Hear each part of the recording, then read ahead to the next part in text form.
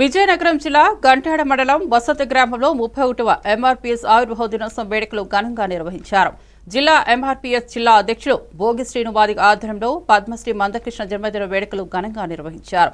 ఈ కార్యక్రమంలో ఎంఆర్పీఎస్ నాయకులు కనిగిరి చంటి రాయ్ సురేష్, నాగేశ్వరరావు, ఇష్రాయేలు, నిర్మలమూర్తి తదితరులు పాల్గొన్నారు. హెల్పింగ్ హ్యాండ్స్ సభ్యులందరికీ మరోసారి నేను ధన్యవాదాలు తెలియజేస్తున్నాను. హెల్పింగ్ హ్యాండ్స్ ఆధ్వర్యంలో ఎంఆర్పిఎస్ ఆవిర్భావ దినోత్సవ వేడుకలు అత్యంత భాగంగా జరుగుతూ ఉన్నాయి. కాబట్టి దయచేసి ఈ కార్యక్రమాన్ని జయప్రదం చేసినటువంటి అందరికీ మరోసారి నమస్కారం తెలియజేస్తున్నాం.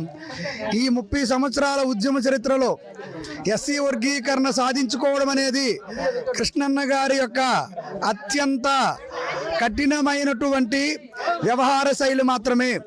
ఆయన పడినటువంటి కష్టం, ఆయన చేసినటువంటి ఉద్యమ ఫలితం, ఆయన యొక్క నిస్వార్థమైనటువంటి నాయకత్వం చూసి ప్రధానమంత్రి కూటమి ప్రభుత్వంలో ఉన్నటువంటి చంద్రబాబు నాయుడు గారి యొక్క సహకారంతో ఈరోజు వర్గీకరణ సాధించుకోవడం అనేది మా అందరికీ అత్యంత ఆహ్లాదకరమైనటువంటి వాతావరణంలో మేము వర్గీకరణ సాధించుకున్నాం.